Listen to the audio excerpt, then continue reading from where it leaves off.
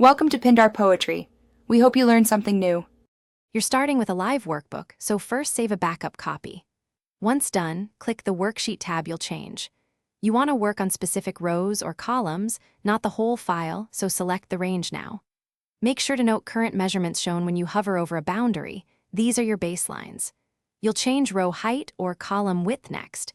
Choose one to begin and keep the other untouched for now to avoid unintended layout shifts. You can resize manually by dragging a border. As you drag, watch the tooltip showing pixels or character width so you get predictable results. For precise control, right-click the header and choose column width or row height, then type the numeric value. This is ideal for consistent layout.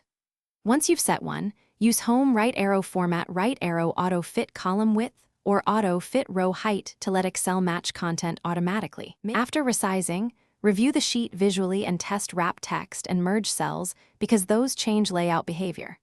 Once done, switch to Page Break Preview and Print Preview to ensure your grid size works for printing. Spreadsheets often look different on paper. If a resize breaks formulas or hides data, undo immediately or reopen your backup.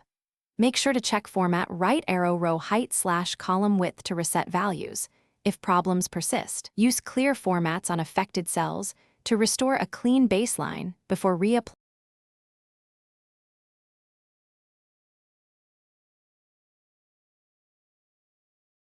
Thanks for watching.